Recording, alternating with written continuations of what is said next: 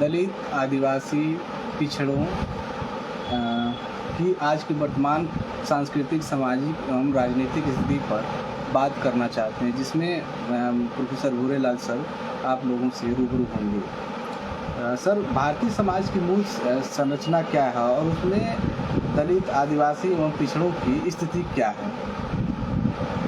देखिए, दुनिया के सारे समाज सामाजिक और संश्लिष्ट हैं, मिले जुले हैं, मिश्रित हैं।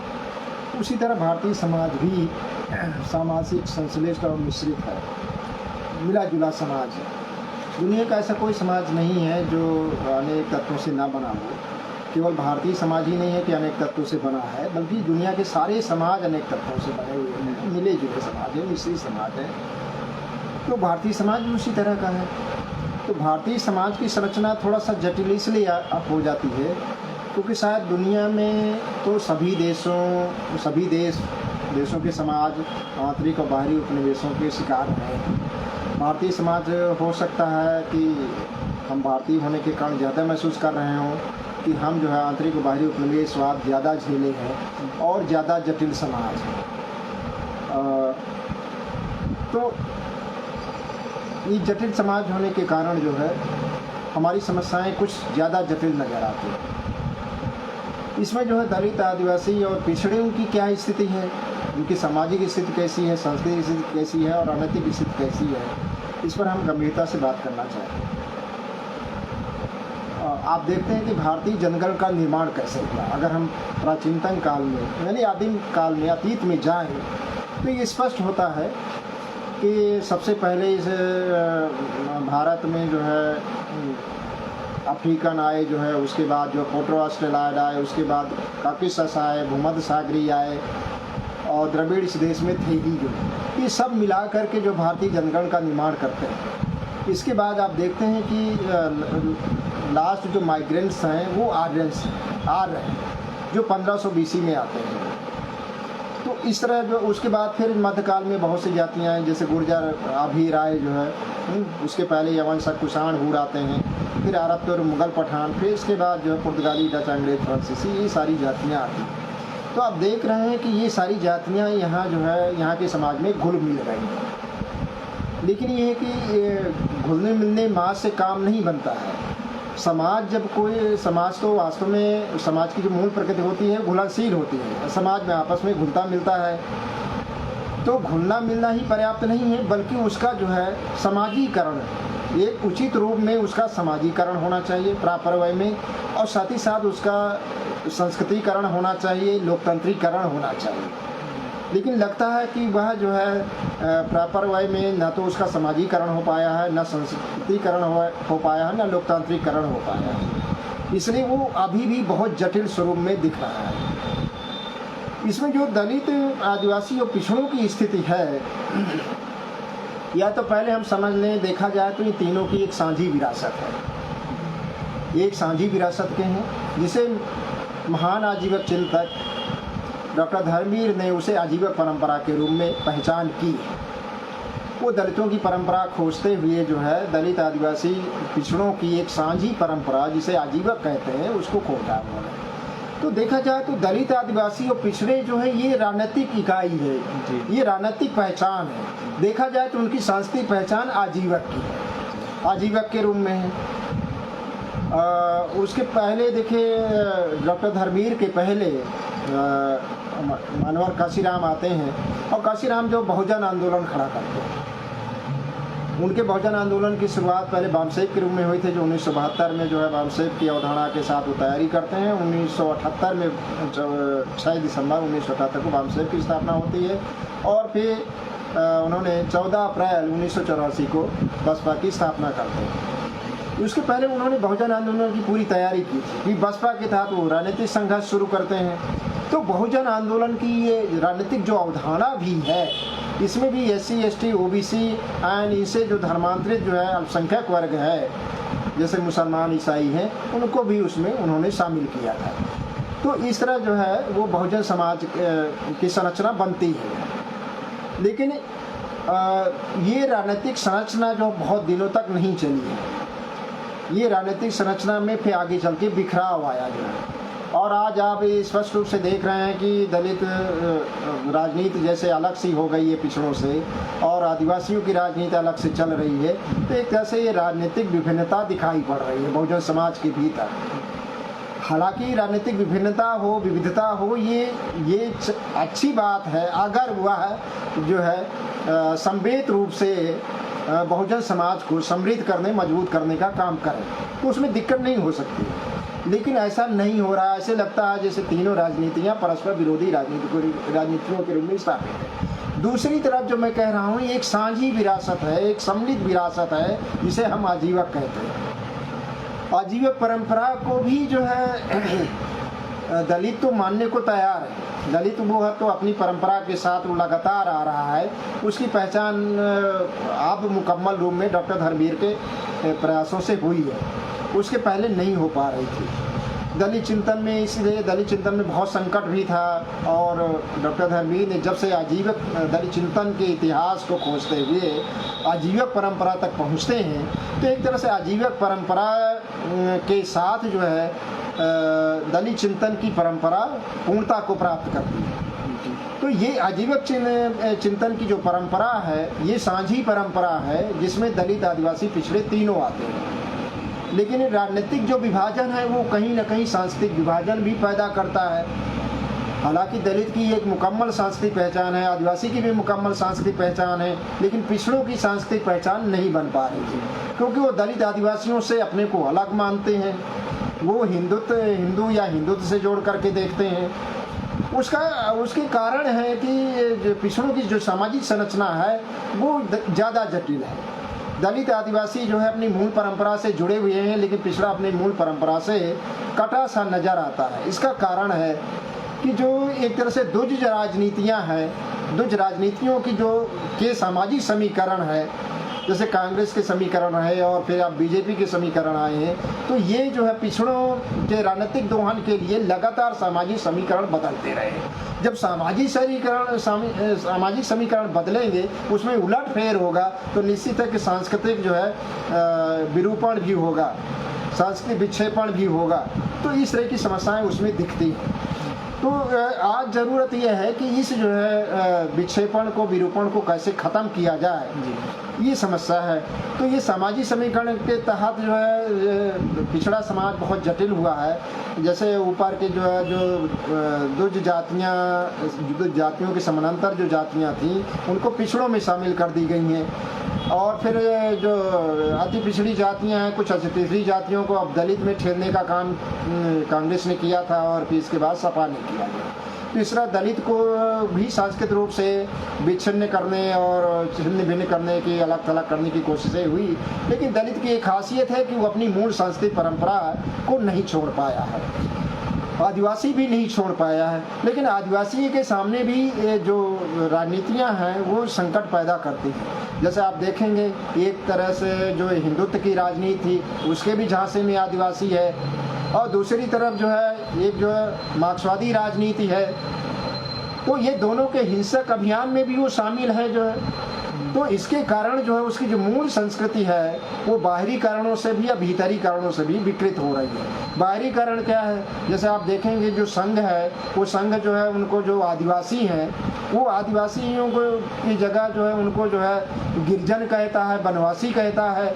दूसरी तरफ एक संविधान में भी दिक्कत थी जो है, जिसको लेकर के आदिवासियों में नाराजगी दिखती है कि वो कहते हैं, जयपाल मुंडा जो है उन्होंने सवाल भी उठाए थे, जिसमें उन्होंने कहा भाई आदिवासी को आदिवासी की पहचान आदिवासी के रूप में ही हो सकती है, लेकिन भारतीय संविधान में उसे जनजाति कह दिया गया जो है, इसके कारण उनमें थोड़ी सी नाराजगी दिखती है और वो सही भी है, वाजिब भी लगती है। तो इस तरह जो है आदिवासियों के यहाँ भी जो है ये अगर राजनीतिक समस्या आती है तो निश्चित है कि वह सांस्कृतिक बाह्य रूप से जो है सांस्कृतिक उपनिवेशन की स्थिति जो है आदिवासियों के भीतर भी दिख रही है, और जो पिछड़ों के भीतर तो सांस्कृतिक उपनिवेशन की स्थिति लगातार बनी हुई है। इस तरह भारतीय सामाजिक संरचना में दलित आदिवासी और पिछड़ों की एक स्वतंत्र स्थिति होने के बावजूद भी वह जो है वह स्थिति बहुत संक्रमणकालीन लगती है। सर, दलित, पिछड़े एवं आदिवासियों के सामाजिक सांस्कृतिक जो स्थिति है उसको आज हम कैसे परिभाषित करेंगे? ये समस्या लगातार बनी हुई है। पिछड़ों की अगर मैं बात करूं, पिछड़ों में देखिए जैसे मैंने कहा कि जो राजनीति के जो समाजी समीकरण है वो लगातार राजनीतिक ज़रूरत के अनुसार, आवश्यकता के अनुसार बदलते रहे हैं। तो ऊपरी जातियों को पिछड़ों में समाहित किया जाता है। ऊपरी जातियां चूँकि वह ब्राह्मण धर्म से आ रही हैं, ब्राह्मण धर्म के प्रति वो अपनी आस्था तो नहीं छोड़ देंगी पिछड़ों में आकर के, उनकी आस्था यथावत बनी हुई है और उनका जुड़ाव जो है वो दूजों से है, और सामाजिक जुड़ाव भी है, सांस्कृतिक जुड़ाव भी है, राजनीतिक जुड़ाव भी है। बाकी जो पिछड़ी जातियां हैं उनको अपने इतिहास और संस्कृति परंपरा की पहचान नहीं है। तो वो जो है पिछड़ों में जो ऊपर की जातियां हैं जो एक तरह से ब्राह्मण धर्म के प्रति आस्था रखती हैं, वो एक तरह से बाकी पिछड़ी जातियों का भी नेतृत्व करती हैं। तो इसलिए उनकी सामाजिक, सांस्कृतिक और राजनीतिक स्थिति जो है वो बहुत साफ नज़र नहीं आती है। आदिवासियों की मैंने बात ही किया जो है कि वह जो सांस्कृतिक उपनिवेशन की स्थिति इस समय बहुत गंभीर रूप से चल रही है, माने सांस्कृतिक रूप से उपनिवेशित किया जा रहा है।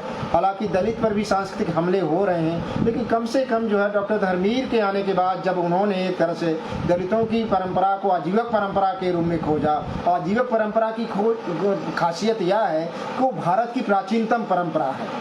जो लास्ट, जैसे मैंने कहा, प्राचीन भारत के अतीत में जो लास्ट माइग्रेंट्स हैं वो आर्यंस हैं। आर्यों के बहुत पहले की वो परंपरा है, आजीवक परंपरा। सिंधु घाटी सभ्यता से उसका संबंध हो सकता है। तो दलितों ने अपनी आजीवक परंपरा को खोज लिया और उस परंपरा के तहत जो है वो सांस्कृतिक रूप से समृद्ध भी हो रहे हैं और बाहरी सांस्कृतिक हमलों को भी झेलने की स्थिति में हैं। लेकिन दलित पिछड़े जो है उसको नहीं झेल पा रहे हैं। आदिवासी जो है जल जंगल जमीन से उखाड़े जा रहे हैं, उनके सांस्कृतिक जड़ों से उखाड़ रहे हैं, भाषा से उखाड़ रहे हैं। जब भाषा और संस्कृति से उखड़ जाती है तो कौम जो है फिर सामाजिक राजनीतिक रूप से वो जो है डामाडोल हो जाती है, बहुत अच्छी स्थिति में नहीं होती है। पिछड़ों की मैंने स्थिति बताई ही कि न तो उनके सामाजिक सांस्कृतिक परंपरा का कहीं अता पता है, न इतिहास का पता है, और उनका नेतृत्व जो है ऊपर की जातियाँ जो उनमें समाहित हुई वो जो है उन जातियाँ उनका नेतृत्व कर रही हैं। इसलिए जो है सामाजिक, सांस्कृतिक और राजनीतिक स्थिति पिछड़ों की बहुत स्पष्ट रूप में और बहुत जो है प्रभावकारी रूप में दिखाई नहीं पड़ती। जैसे मैं आज कहता हूँ कि आज जो महिला आरक्षण की बात है उसमें आप देख रहे हैं कि पिछड़ी महिलाओं को नहीं रखा जा रहा है। तो उसमें जो है ना तो वो सामाजिक दबाव बना पा रहे हैं पिछड़े, ना सांस्कृतिक दबाव बना पा रहे हैं, ना राजनीतिक दबाव बना पा रहे हैं। तो आप ऐसी स्थिति में देख सकते हैं कि इन तीनों वर्गों की सामाजिक, सांस्कृतिक और राजनीतिक स्थितियाँ कैसी हैं। जी सर, आइडियोलॉजी की बात अभी कर रहे थे, राजनीतिक आइडियोलॉजी। तो पिछड़ों की जो राजनीतिक आइडियोलॉजी है उस पर द्विजों की जो सांस्कृतिक प्रभाव कहाँ तक पड़ा है? देखिए, दुनिया, भारत में ही नहीं, मैं दुनिया में ये कहूँगा, दुनिया में जितनी राजनीतियाँ हैं वो प्रथमतः और अंततः धार्मिक है। धर्म और राजनीति का गठजोड़ कोई आज का नहीं है, ये प्राचीन काल से ही चला आ रहा है। आप देखें, राज्य की उत्पत्ति के सिद्धांतों, बहुत से सिद्धांतों में, जिसमें आर्थिक भी है, ऐतिहासिक भी है, समाजशास्त्री भी है, मनोवैज्ञानिक भी है, लेकिन उसके साथ साथ जो है धार्मिक भी है, माने दैवी सिद्धांत, राज्य की उत्पत्ति का दैवी सिद्धांत। तो जो है दैवी सिद्धांत जो है सबसे ज़्यादा वो प्रभाव डाला जो है, और जो है राजनीति और आगे चल के धर्म और राजनीति का गठजोड़ हुआ है। तो दुनिया की सारी राजनीतियाँ जो है, राजनीतिक जो क्रांतियाँ हुई हैं वो राजनीतिक क्रांतियों के पहले धार्मिक क्रांतियाँ हैं। चाहे इस्लाम की क्रांति हो या ईसाइयत की क्रांति हो या भारत में ब्राह्मण धर्म की क्रांति हो, ये धार्मिक क्रांतियाँ अंततः जो है राजनीतिक साम्राज्यवाद में बदली हैं। इस तरह आप देखते हैं। तो सवाल ये है कि भारत में जो है पिछड़े जो है अपनी राजनीतिक क्रांति क्यों नहीं कर पा रहे हैं? राजनीतिक क्रांति इसलिए नहीं कर पा रहे हैं क्योंकि वो सांस्कृतिक क्रांति में करने में बहुत सक्षम नहीं नजर आते। यह बात तो सही है कि प्राचीन काल में जो है आप देखते हैं कि मक्खल गोसाल जो है कुम्हार जाति के हैं और वो श्रावस्ती राज्य के थे। पूरी श्रावस्ती जो है राज्य जो है वो महान दार्शनिक कुम्हार जाति का केंद्र था, जो बुद्ध के धर्म से लड़ रहा था, वह वर्ग जो है। तो कुम्हार जो है पिछड़ी जाति में आज आ रहे हैं, लेकिन उस समय इस तरह का विभाजन नहीं था। दलित, आदिवासी, पिछड़े सब एक ही समुदाय के थे, आजीवक समुदाय के थे। लेकिन बाद में जो है राजनीतिक कारणों से, सांस्कृतिक कारणों से, जो है आंतरिक बाहरी उपनिवेशों के कारणों से वो विभाजन हुआ ये सब में। तो पिछड़े जो है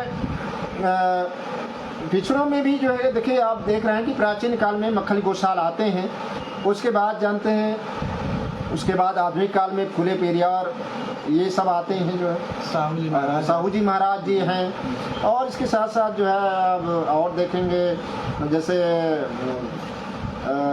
आपके और भी बहुत से महापुरुष हैं, तो इन्होंने काम किए। लेकिन ये कि मक्खली गोसाल को छोड़ करके इधर जो आधुनिक समय में आए, फूले पेरियार आए और जो आए, तो इन्होंने कोई पिछड़ों की ऐतिहासिक सांस्कृतिक परंपरा को मूल रूप में, स्वतंत्र रूप में खोजने में और उसे प्रतिष्ठित करवाने में, प्रतिष्ठा देने में बहुत सफल नहीं हुए। तो ये समस्या उनके तहत आती है। जब तक सांस्कृतिक क्रांति नहीं होगी तब तक राजनीतिक क्रांति नहीं होगी। तो इस तरह पिछड़ों की कोई सामाजिक, सांस्कृतिक या राजनीतिक स्थिति बहुत साफ नहीं रहती है। मैं देखता हूँ कि जो दुज हैं वो धर्म की राजनीति करते आ रहे हैं। धर्म की राजनीति, कोई जो है लिबरल धर्म की राजनीति करता है, कोई जो है कट्टर धर्म की राजनीति करता है। इस समय कट्टर धर्म की राजनीति चल रही है। पिछड़े उसके झांसे में हैं, क्योंकि उनके पास धर्म, दर्शन, इतिहास, परंपरा, कहने का मतलब सांस्कृतिक जो है पहचान का संकट है उनके सामने। तो आप देख रहे हैं कि वह ब्राह्मण धर्म की राजनीति जो हिंदुत्व के रूप में चल रही है उसके झांसे में है। तो इसीलिए जो है उनकी कोई राजनीतिक स्थिति या राजनीतिक स्टैंड जो है या राजनीतिक प्रभाव बहुत स्पष्ट रूप में सामने नहीं आ पाते। सर, धर्म को लेकर इधर पिछड़े जो कुछ नेता हैं उनकी बयानबाजी चल रही, जिससे दूसरों की तरफ भी प्रतिक्रिया, जिसमें उदय स्टालिन हैं, स्वामी प्रसाद मौर्य हैं और बिहार के चंद्रशेखर आज़ाद जी हैं। उनको आप कैसे देखते हैं? सबसे पहले तो आया है चंद्रशेखर यादव, जो वहाँ के शिक्षा मंत्री हैं बिहार के। उन्होंने रामचरितमानस के की जो शूद्र स्त्री विरोधी संदर्भ हैं, इनको हटा दिया जाना चाहिए। इसलिए हटा दिया जाना चाहिए क्योंकि ये उनको अपमानित करते हैं। इसके बाद स्वामी प्रसाद जी के भी इसी जो है दंगल में कूद पड़ते हैं और उनका भी कहना है कि ये चीज़ें हटा दी जानी चाहिए। शूद्र स्त्री के खिलाफ जो चीज़ें लिखी गई हैं, ये चीज़ें हटा देना चाहिए। अब उदय स्टालिन ने कहा सनातन धर्म को ख़त्म कर देना चाहिए। मेरे ख्याल से तीनों के स्टैंड सही नहीं लगते। उसके कई कारण हैं। मैंने इसके कुछ जवाब भी दिए थे। स्वामी प्रसाद मौर्य के जब बयान आया था तो मैं उसमें जवाब भी दिया था कि देखिए, आप जिन जो है ब्राह्मण धर्म ग्रंथों, शास्त्रों को संशोधित करने या उनके कुछ हटाने की बात कर रहे हैं या सनातन धर्म को ख़त्म करने की बात कर रहे हैं, ये बहुत सही चीज़ नहीं लगती। हमें जो कोई हक नहीं है, कोई अधिकार नहीं है कि हम दूसरे के धर्मों, परंपराओं पर इस तरह का हमला करें। अब हमें अपनी परंपराओं को खोजना चाहिए। भाई, अगर उनकी परंपराएं, ब्राह्मण की परंपरा अच्छी नहीं है तो आपको जो है अपनी परंपरा खोजनी चाहिए, उसका विकल्प देना चाहिए। किसी परंपरा को जो है आप संशोधित करने का हक जो उसी परंपरा के लोगों को होता है, बाहरी लोगों को नहीं होता है। ब्राह्मण जो है ये ब्राह्मण की परंपरा है, ब्राह्मण परंपरा ब्राह्मण की परंपरा है, दूजों की परंपरा है, वो जो है पिछड़ों की परंपरा नहीं है। लेकिन पिछड़े जो है उसमें उनकी अधिकारिता क्या है, मेरे समझ में नहीं आ रहा। उनका जो है धार्मिक, सांस्कृतिक जो है अधिकारिता क्या बनती है, क्या जो उनके दावेदारी बनती है, कुछ समझ में नहीं आ रहा। जो असल में वो हिंदू के झांसे में है। वो ये नहीं समझ रहे हैं कि हिंदू जो है एक भौगोलिक पहचान है, वो सांस्कृतिक पहचान नहीं है, धार्मिक पहचान नहीं है। हिंदू एक भौगोलिक पहचान है, हिंदू एक भूगोल है और हिंदू या हिंदुस्तान के भीतर विभिन्न धार्मिक और सांस्कृतिक पहचानें हैं। वो हिंदू को ही धर्म मान लेता है। ब्राह्मण धर्म जो है हिंदू धर्म के रूप में अपनी राजनीति कर रहा है, तो वो हिंदू को धर्म मान लेते हैं और जो है उसके झांसे में आ जाते हैं। तो उन्हें जो है पहले तो पराये धर्मों पर, पराई सांस्कृतिक परंपराओं पर हमले नहीं करना चाहिए। उन्हें जो है पराई धार्मिक या सांस्कृतिक परंपरा के भीतर जो है घुसपैठ नहीं करना चाहिए। मान न मान मैं तेरा मेहमान वाली बात ये नहीं अच्छी होती है। मान न मान मैं तेरा मेहमान वाली बात जो है ये ठीक नहीं है, उचित नहीं है। उन्हें अपने धार्मिक और सांस्कृतिक परंपरा को खोजना चाहिए। दूसरी बात जो है, जो ये ख़त्म करने की बात हो रही है कि रामचरितमानस से ये अंश हटा दिया जाना चाहिए, ये अंश इसलिए हटाने चाहिए कि एक तो ये अंश हटा दिए जाएंगे तो यही तो ब्राह्मण धर्म के मूल है, ये इससे ब्राह्मण धर्म छिन्न भिन्न हो जाएगा, समाप्त हो जाएगा।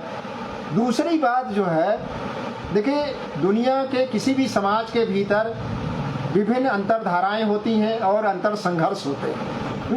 जैसे ब्राह्मण धर्म के भीतर भी अंतर संघर्ष होते रहते हैं और उसके कारण उनके धार्मिक सांस्कृतिक चीज़ों में समय समय पर संशोधन भी होते हैं।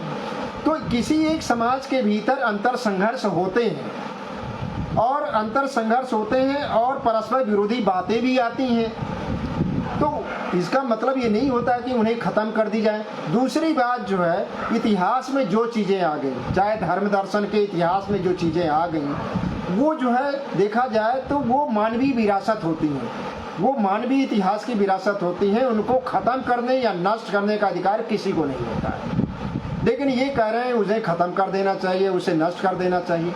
किसी को ख़त्म और नष्ट करने का अधिकार नहीं है उन चीज़ों को, जो वो मानवीय विरासत है। अगर उस मानवीय इतिहास की विरासत को आप ख़त्म कर देंगे तो फिर मानवता के इतिहास को हम कैसे समझ पाएंगे।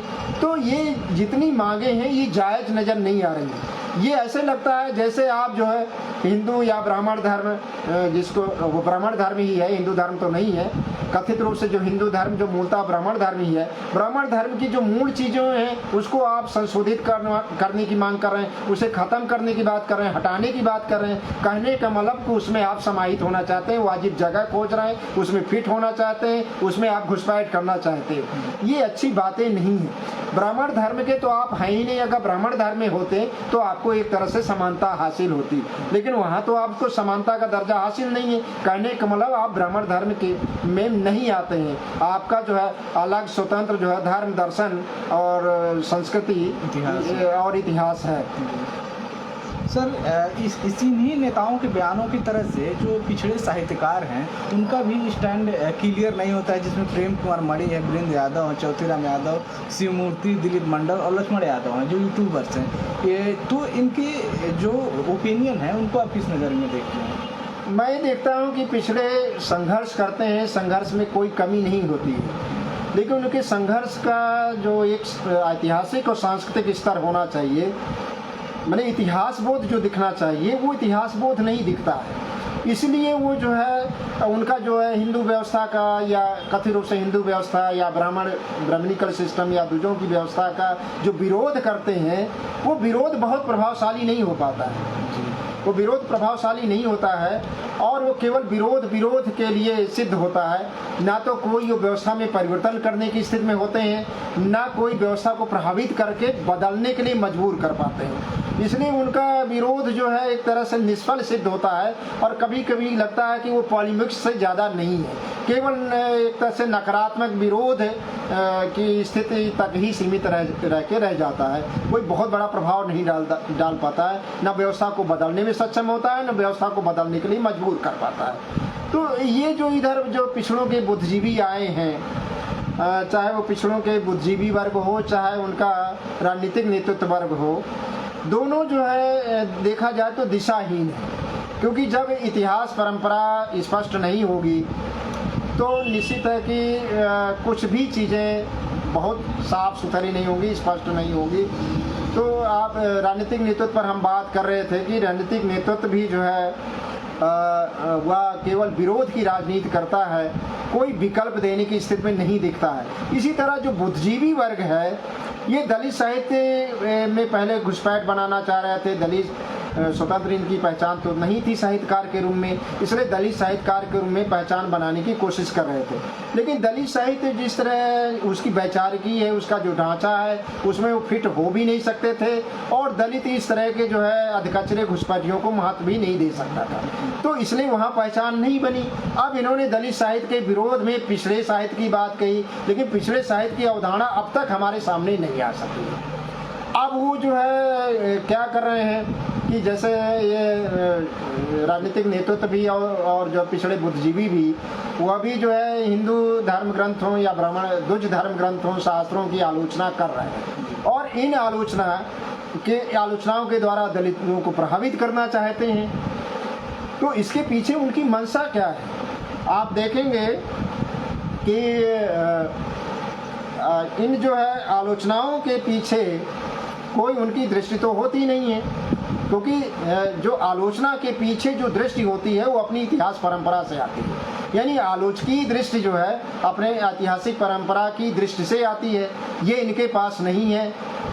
तो ये एक तरह से दुज शास्त्रों ग्रंथों की आलोचना कर रहे हैं, इसके पीछे उद्देश्य क्या है इनका? कुछ खास उस तरह का सकारात्मक उद्देश्य नजर नहीं आ रहा है, क्योंकि जिस दुज शास्त्रों ग्रंथों की आलोचना कर रहे हैं उसकी आलोचना तो बहुजन आंदोलन के तहत दलितों ने बहुत पहले कर चुका है। जैसे मनुस्मृति की, ये सब की बड़ी आलोचना कर चुके हैं। उसके पहले डॉक्टर अम्बेडकर ने जो है मनुस्मृति को उन्होंने जलाया भी था 25 दिसंबर 1927 को। तो इस तरह, और ये फिर जो है जिन शास्त्रों ग्रंथों की आलोचना करके दलित ने छोड़ दिया है वह एक तरह से वो पुरानी आई गई बात हो चुकी है, और फिर से पिछड़े जो है उसकी शुरुआत कर रहे हैं और उसको दोहराव कर रहे हैं और दलितों को प्रभावित करना चाहते हैं। तो चाहे पिछड़ों का जो है बौद्धिक नेतृत्व हो, चाहे उनका राजनीतिक नेतृत्व हो, वो एक तरह से दलितों के नेतृत्व को छीनना चाहता है, उनका जो है बौद्धिक और राजनीतिक दोहन करना चाहता है। आप देखेंगे जो है कि इधर उनको लगा कि बहुजन आंदोलन यानी बसपा जो है कमज़ोर हुई है, तो उन्हें ऐसा लगा कि एक तरह से अब दलितों का राजनीतिक नेतृत्व खत्म हो रहा है और दलितों को हमें राजनीतिक नेतृत्व करने का एक ऐतिहासिक अवसर उपलब्ध हो रहा है, इसलिए हम उसको जो है लेके चल सकते हैं। इसी तरह बौद्धिक नेतृत्व भी सोचा कि डॉक्टर धर्मवीर के असल में भीतर बाहर के लोगों ने विरोध किया था, उनके चिंतन को हो सकता है समझ ना पाए हों, लेकिन आज उनके चिंतन की ताकत है, क्योंकि वही पहले ऐसे व्यक्ति हैं जैसे काशीराम साहब पहली बार इतिहास में, भारतीय राजनीति के इतिहास में सारी बहुजन जातियों का राजनीतिकरण किया, यानी the politicisation of whole Bahujan caste, जो 5,647 जातियां कही जाती हैं, उन सबका राजनीतिकीकरण पहली बार जो है भारतीय राजनीतिक इतिहास में काशीराम साहब ने किया। उसी तरह डॉक्टर धर्मवीर पहले ऐसे व्यक्ति हैं जो उन्होंने दलितों की पहली बार ऐतिहासिक परंपरा की खोज आजीवक के रूप में की और आजीवक चिंतन का स्वतंत्र इतिहास खोजा जो है। तो दलित तो कमजोर तो नहीं हुए, सांस्कृतिक रूप से बहुत मजबूत है, और देखा जाए तो बहुजन आंदोलन में देखे कभी जो है कमजोर होगा, कभी मजबूत होगा, इस तरह की राजनीति में स्थितियां चलती रहती हैं। राजनीतिक स्थितियां में बहुत निश्चिंतता नहीं रहती है, निश्चितता भी नहीं रहती है, बहुत कुछ अनिश्चितता रहती है। तो दलितों की राजनीतिक स्थिति भले डावाडोल हो, इधर दलित राजनीतिक रूप से थोड़ा कमजोर भले हुए हों, लेकिन सांस्कृतिक रूप से वो बहुत समृद्ध हुए हैं, बहुत मजबूत हुए हैं। इसलिए जो है आज जो है पिछड़ों का, दुजों की भी हिम्मत नहीं है कि दलितों के सांस्कृतिक और राजनीतिक नेतृत्व को छीन सकें और उनका सांस्कृतिक और राजनीतिक दोहन करने की स्थिति में आ सकें। जी सर। दलित पिछड़े एवं आदिवासियों के सामाजिक, राजनीतिक एवं सांस्कृतिक जो संबंध है वो भविष्य में कैसे बनेंगे, क्या इसके कुछ आसार हैं? डॉक्टर धर्मवीर ने एक बात बहुत महत्वपूर्ण कही थी कि दलितों को अपने सामाजिक संबंधों को, विभिन्न जो समुदाय हैं, आसपास के जो समुदाय यानी भारतीय समुदाय हैं, उनसे अपने सामाजिक सांस्कृतिक और राजनीतिक संबंधों को, राजनीतिक की तो बात नहीं किया उन्होंने, सामाजिक सांस्कृतिक संबंधों को लगातार परिभाषित करते चलना है। सामाजिक संबंधों को, दिक्कत ये है कि सामाजिक संबंधों में को परिभाषित करने में जो पहली समस्या आती है वह यह है कि जो दुज राजनीति है, जो वर्चस्व की राजनीति है, वर्चस्ववादी राजनीति है, वो लगातार अपने वर्चस्व को कंटिन्यू कर रही है, सतत बनाए हुए है।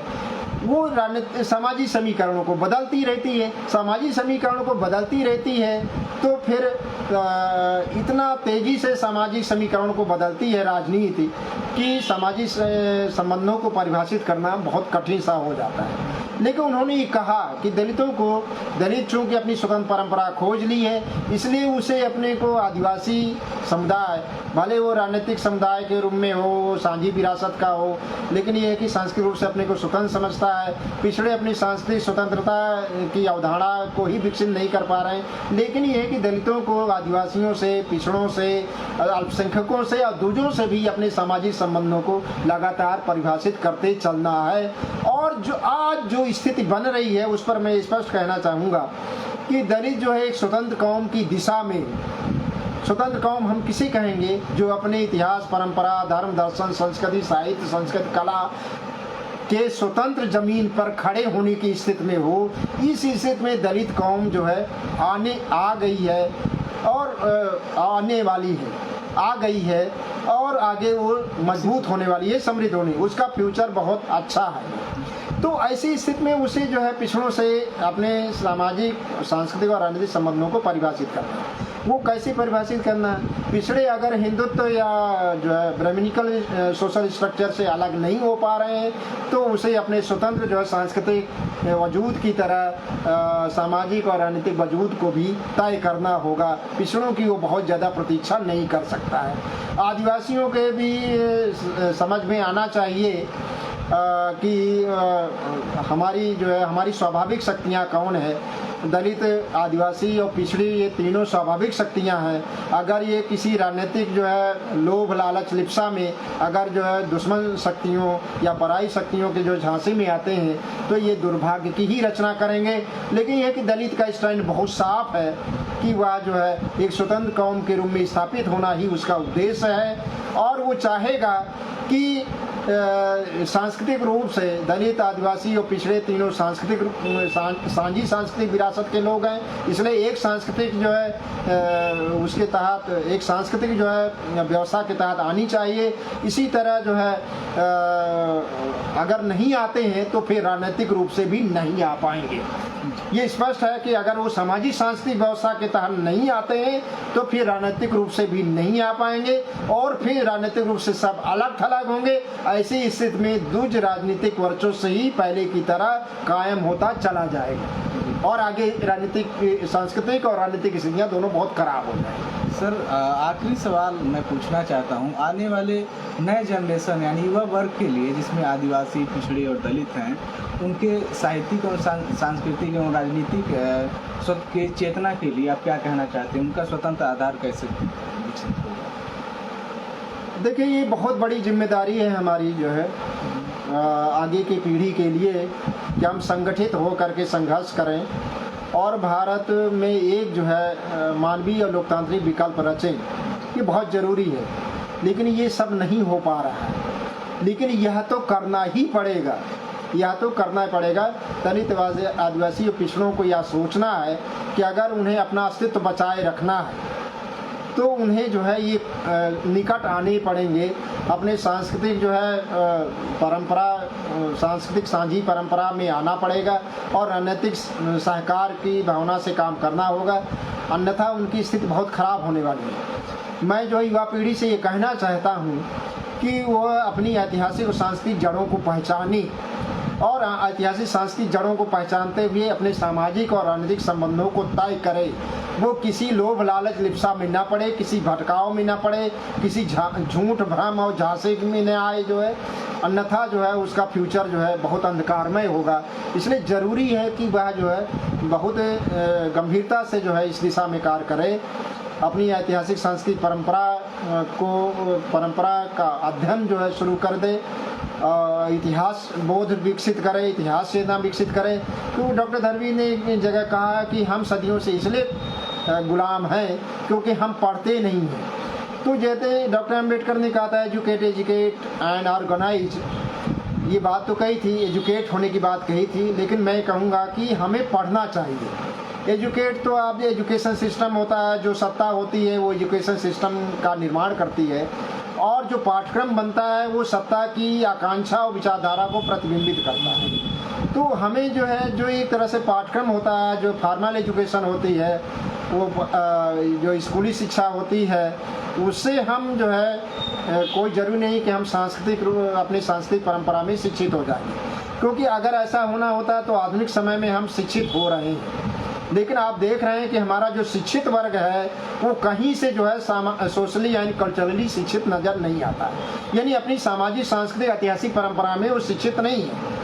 वो जो है जिस तरह के पाठ्यक्रम में शिक्षित होता है वो अपने इतिहास, परंपरा और संस्कृति के प्रति प्रतिबद्ध नहीं दिखता है। वो तो जो है उस व्यवस्था के प्रति प्रतिबद्ध दिखता है जो उसका सदियों से शोषण दमन कर रही है। इसलिए ज़रूरी यह है कि वह जो है फॉर्मल एजुकेशन यानी स्कूली शिक्षा के साथ साथ अपने इतिहास और परंपरा का गहन अध्ययन करे।